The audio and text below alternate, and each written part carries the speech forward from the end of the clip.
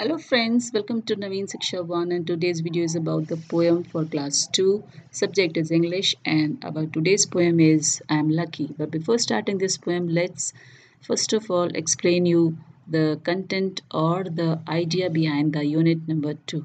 So the opportunity, it gives the opportunity to share the children feelings that we can all be happy being what we are. Little children feel joys when they are told how good they are. So use this unit to make every child of your class feel special. Share this verse with this class after the activity. So what if they are dark or fair? So what if they are tall or small? So what if they are this or that? They are your children and you love them for what they are. This is the thought that needs to be nurtured in our children. The movements, the actions, activities of different animals, birds can be discussed.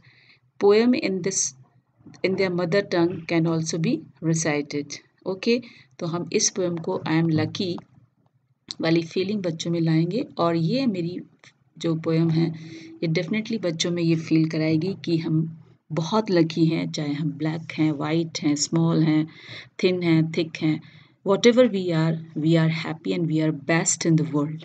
So let's recite our poem first and I will tell you something about this in Hindi also. I'm lucky if I were a butterfly. I would be thankful for my wings. कि अगर मैं butterfly होती तो मैं उसके लिए thank you बोलती किसके लिए अपने विंग्स के लिए क्योंकि उसके विंग्स बहुत कलरफुल होते हैं if I were a myna in a tree I would be thankful that I could sing अगर मैं मैना होती तो मैं थैंक यू बोलती क्योंकि मैं गाना गा सकती थी if I were a fish in the sea I would be thankful that I can wriggle and giggle with glee कि अगर मैं फ़िश होती तो भी मैं थैंक यू बोलती क्योंकि हम पानी में ऊपर नीचे आ जा सकते थे So I just think I'm lucky to be me. Not you, but me.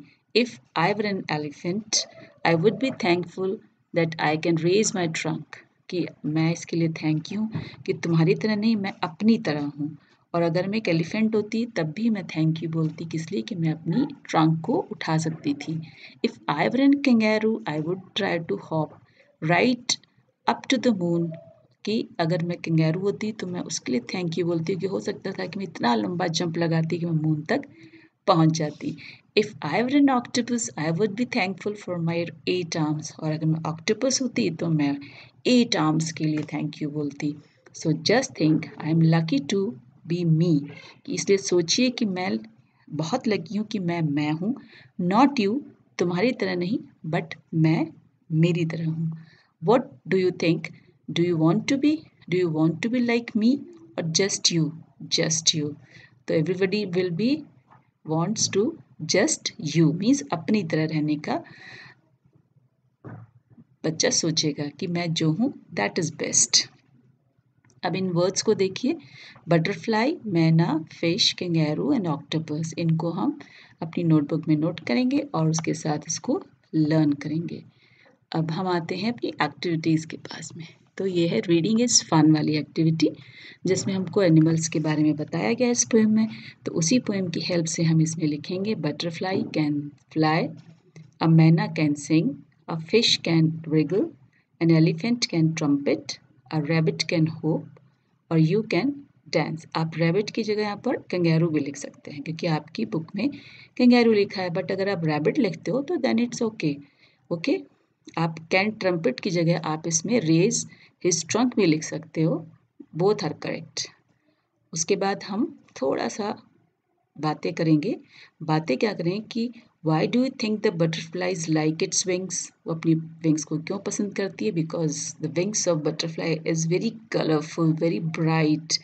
And very beautiful and what can the मैना डू मैना क्या कर सकती है मैना गाना गा सकती है the myna can sing and what can you do आप क्या कर सकते हो you can do so many things you can sing dance paint write drawing riding you can do so many things do you think the fish was really happy to be in the water कि fish क्या ज़रूर उसमें खुश होती है पानी में yes of course the fish feels very happy when she is in the water What are lucky things that have happened to you?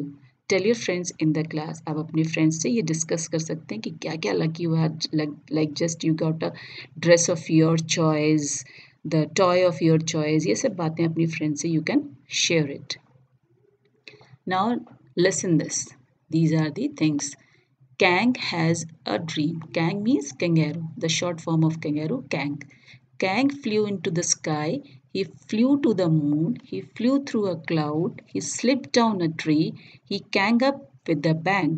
और उसने अपने कंगारू कहाँ पहुँच गया है? वो मून तक पहुँच गया है क्लाउड्स के थ्रू होते हुए, और स्लिप होकर के कहाँ गिर गया? वापस अगेन डाउन अ ट्री। और उसके बाद वो अचानक उठ जाता है, क्योंकि वो क्या देख रहा था? यस, ही वॉज ड्रीमिंग, वो एक सपना देख रहा था। Now let's come to the next exercise और नेक्स्ट एक्टिविटी। बहुत ईजी है और बहुत ही इंटरेस्टिंग है। Complete the picture and label them, कि आपको इस पिक्चर को कंप्लीट करना है इनकी, और इन पार्ट्स को लेबल करना है, जैसे कि मैंने किया ear, tusk, ear, leg, tail. Okay, और फिर हमको ये फिल इन द ब्लैंक्स में लिखना है कि if I were N kangaroo I would hop, if I were a tiger I would roar, if I were a fish I would swim, if I were a bird I would fly।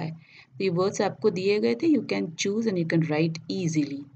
Now say aloud, ये words आपको, क्योंकि they are made up of 2 to 3 words together, so इनको कैसे pronounce करना है that depends.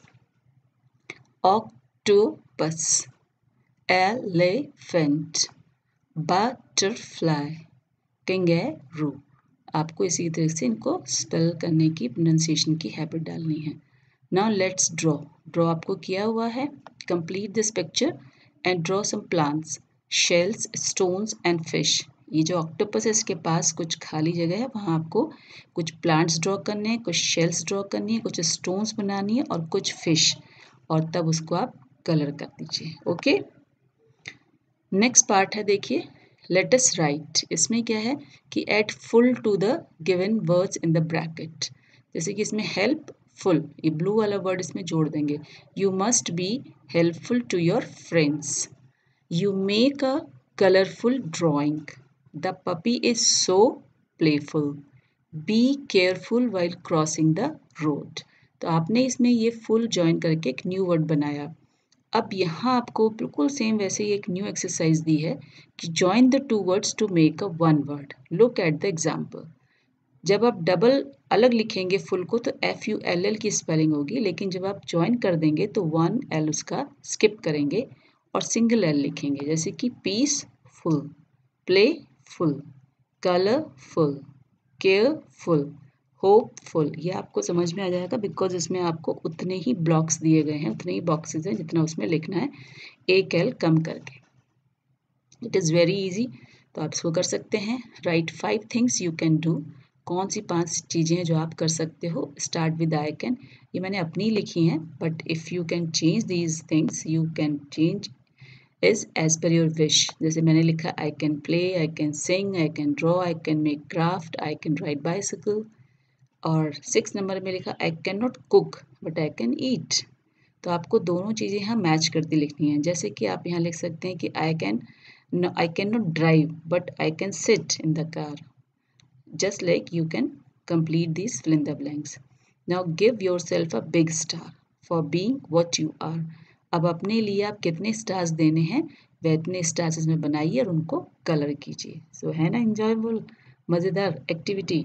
और the last activity is of cursive handwriting practice, जिसमें आपको मैंने पहले भी बताया था कि don't take out your hand, ऐसे उठाना नहीं है उसको। जब आपकी पेंसिल एक जगह लग जाती है तो you should write like this. जब कंप्लीट हो जाएगा तभी आपकी पेंसिल को उठना चाहिए।